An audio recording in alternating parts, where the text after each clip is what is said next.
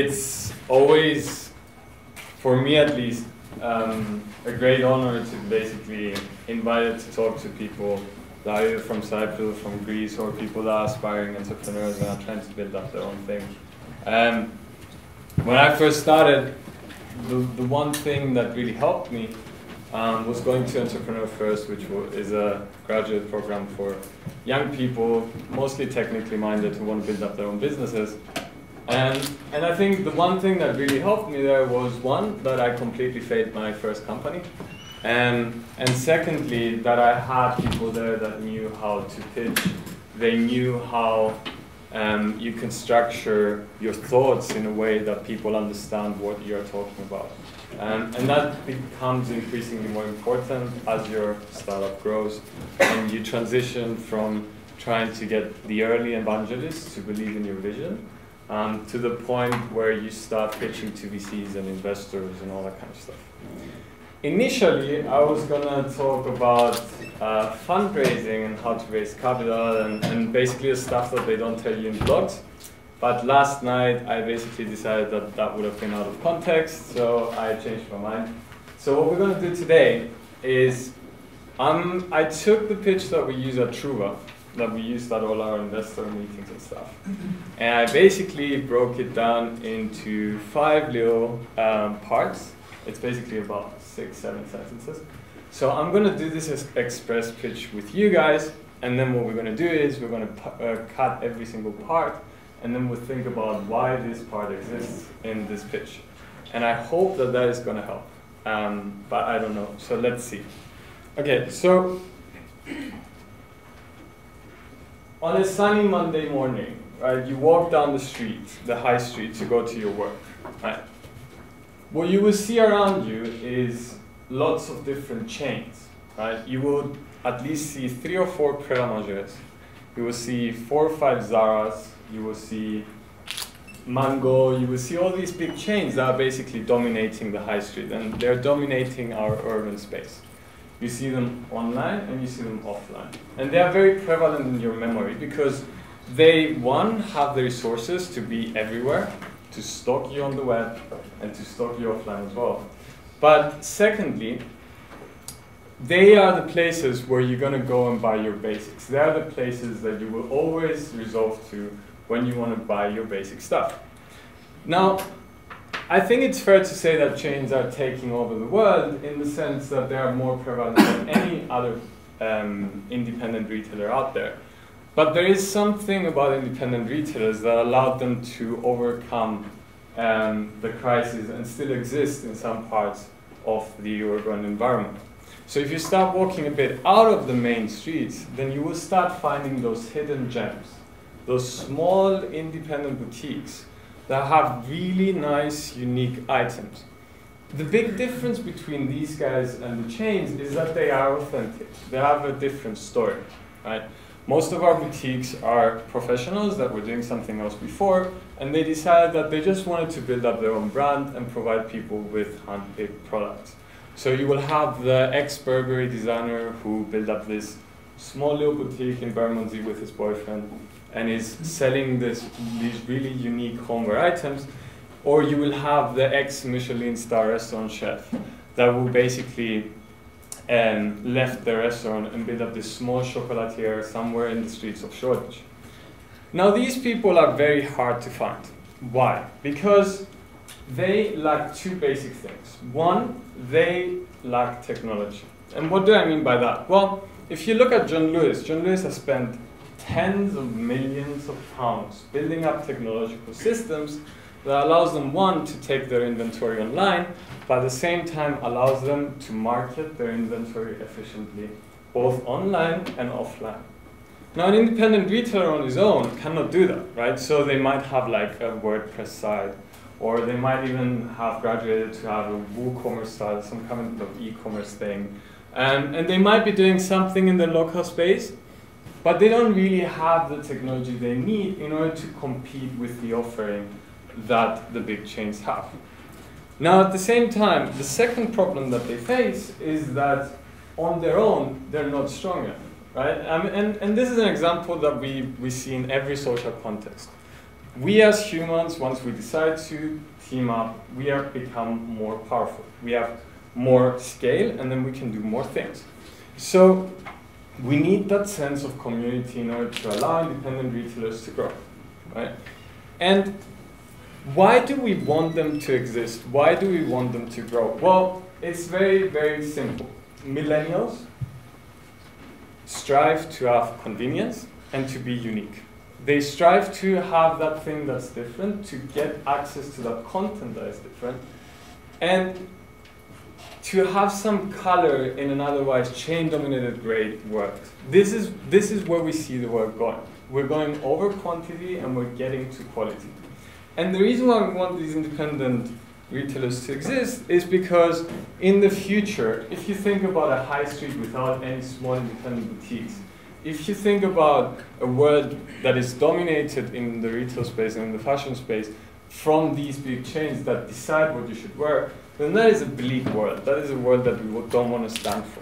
So who are we? Well, we stand for individuality. We see ourselves the protectors of individuality, if you want to say that. Our aim is to basically empower these independents, allow them to really take advantage of the time that we live in now, where technology can really elevate you, where they can have an offering that is competitive to the one that the chains have, and where they will be able to service the people that stand for uniqueness, the people that want to have that thing that's different, that thing that expresses their individuality. And that is who we are. Right? So this is the express pitch. And this thing in a typical funding, in a typical investor meeting, will take about, it's about 10 slides, will take about 30 minutes if you go through it directly. You will be stopped every single slide, and questions and all that kind of stuff. So it typically takes an hour to go through this thing. The way I pitched it now, what are the things that you feel are standing out? And why do you feel they're standing out? Does anyone want to talk about? Community. Yeah. Individuality. Yeah. Support. Yeah. Authenticity. Mm-hmm. Uniqueness. Yes.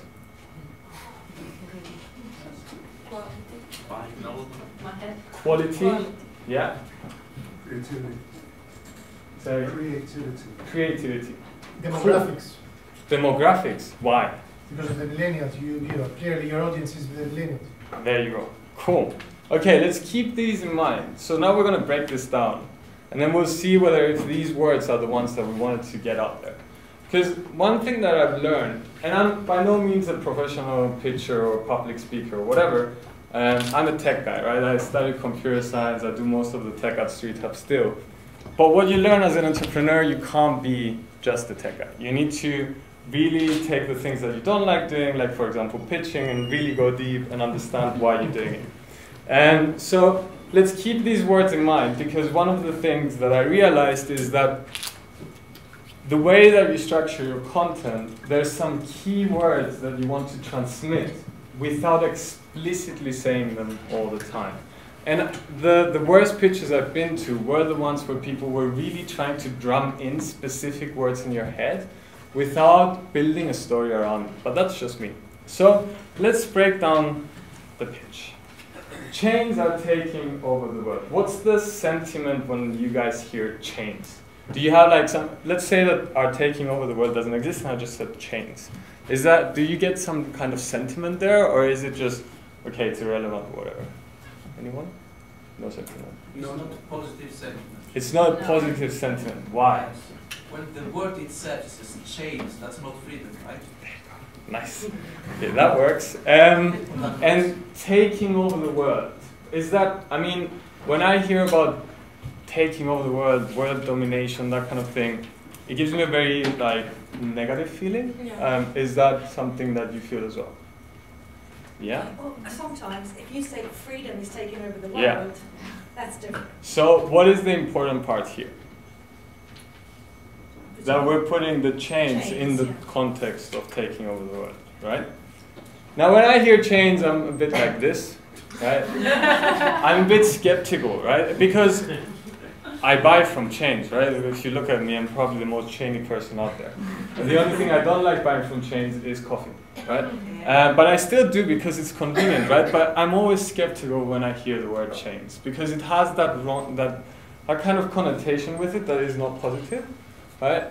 But when I hear taking over the world, I think about something like that, where it's really cool because it's kind of like, yeah, we're going to take over the world. So chains taking over the world for me gives me a negative feeling of like world domination. But why is that important? Because the one thing that I've learned is starting a pitch with something that you have a strong emotional kind of, you have a sentiment about it, just makes it a lot easier to start the pitch. It makes it a lot easier because you can see when people are emotional about things in the sparkle of their eyes, and I know it sounds romantic and all that kind of stuff, but you can really see it when people feel strong about something, either in a positive or a negative way. So finding that entry point that is not, doesn't have to be strongly related with what you're going to say afterwards, but it has to be that entry point that you feel very strongly about. And I think that was one of the things that I learned that in the hard way. But once I learned it, now I do it all the time and it kind of works. Cool. Okay, so independents are authentic, right? Given that we started with chains are taking over the world, and now we're saying independents are authentic, isn't that a bit of a weird one? Because like, how does one relate with the other? I mean, in reality, chains, you're basically putting in context chains against the independents. And just by saying that independents are authentic, you're basically saying that chains aren't, right? And you haven't explicitly said that chains aren't authentic, but by planting in words after that, you're building this nice environment where you're juxtaposing two different concepts. Now, why is that powerful, right? I think the reason it's powerful, and guys, whenever you want to just throw your hands in the air and interrupt me, the reason I think this is powerful is because it's a lot easier to talk about something when you compare it with something else. It's a lot easier when you have something positive and something negative, and you're basically juxtaposing those two, and you're trying to kind of say, well, this is how it is, but it's not how it should be, right? So if we look at the landscape, and that is one of the slides that you will see in our pitches, in the total retail environment, right, 10% of transactions are happening online right now, right? From all the retail transactions that you see, 10% are online. That's growing by 5.6, 7%, up to 7% per year, but it's still 10% of all retail transactions that are happening online. The chains have managed to get 10% up to like 15 to 20% now that is happening purely online. Independents are still at sub 1%. Why is that important? Well, we're juxtaposing the chains with the independents, and we're saying that they should still exist. But the landscape is telling us that they're not taking advantage of one of the major channels that exist right now in the world, right? And that shows you a possibility. That shows you that there is an opportunity there to change the environment, to change the landscape, and therefore make your vision reality, right? And I don't know if you've noticed it, but when I was doing the express pitch, I didn't have products on the left-hand side. But I'm basically saying, well, I'm an e-commerce place that has really cool, unique products. It's not about the products for us. And the retailers handpicking unique products, that's a point you don't get across by showing really nice products. That's a point you get across by showing the people. Because the people are the ones that define what kind of products land on the website. The people are the ones that are building these unique brands that have these really nice spaces that we are trying to take online. And a lot of times, what I've seen in pitches is that you focus too much on numbers and too much on like the things that don't have any emotional sense or any emotional strength. and you forget that whatever your business is doing, it's doing because of the people, and it's doing it because you want to enable people to become better, right? And that is very important when you're talking about your market.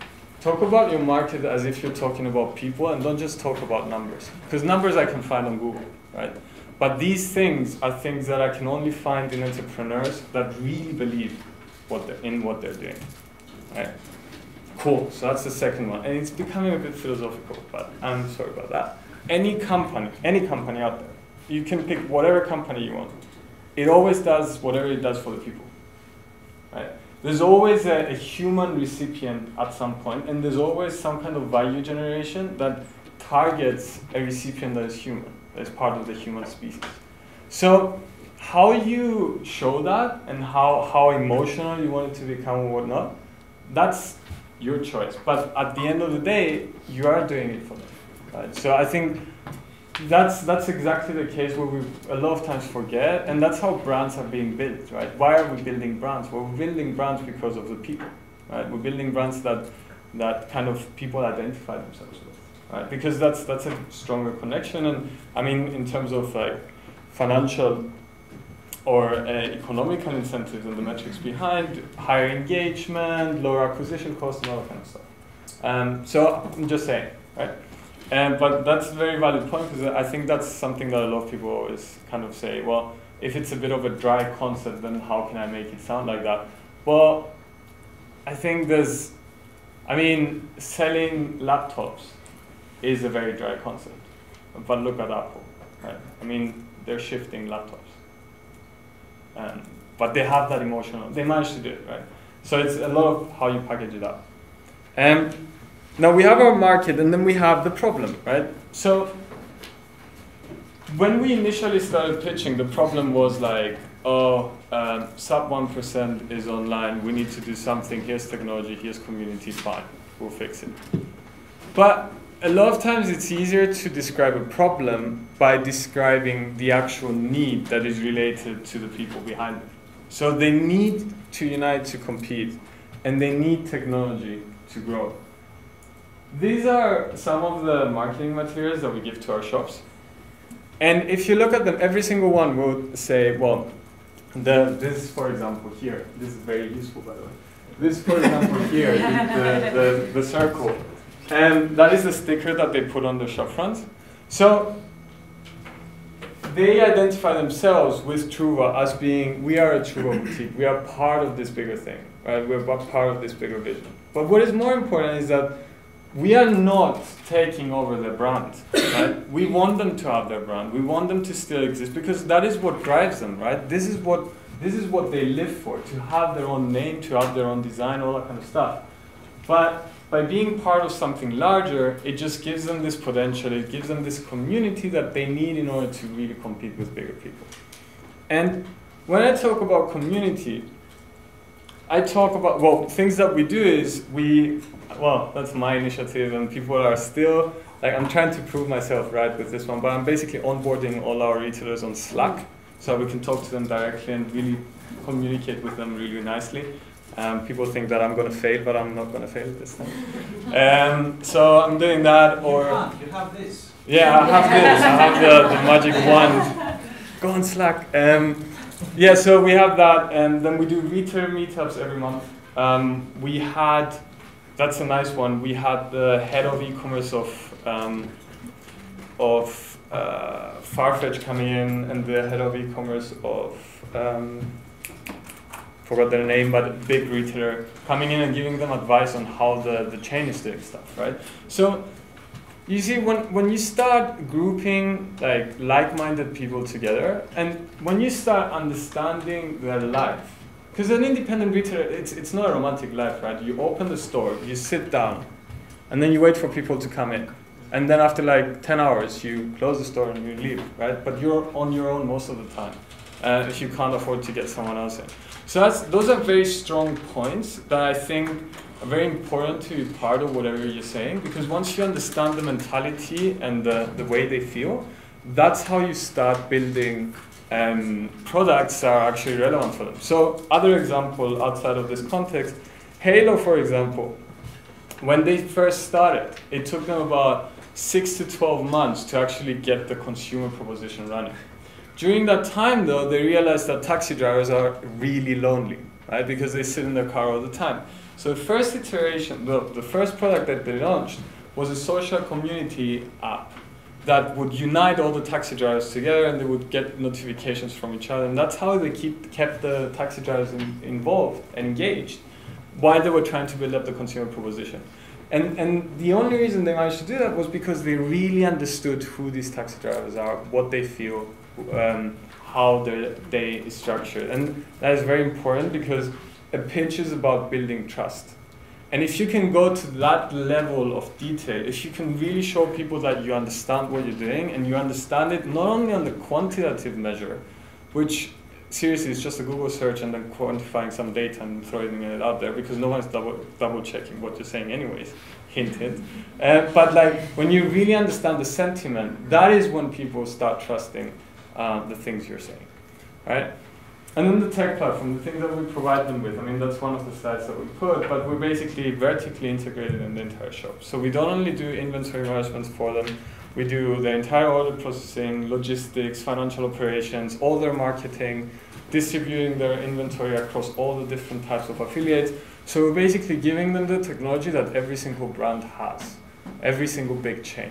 And that is powerful. That is very, very powerful because they can now compete on that level. If we look at the flow, I mean, they are able to do international shipping, same-day delivery, click and collect, which are things that the chains have spent millions of pounds doing. They can now do Apple Pay as well. And that is all because they have united and they've gotten this technology in order to compete. And it's helping the small guys really getting to the same level.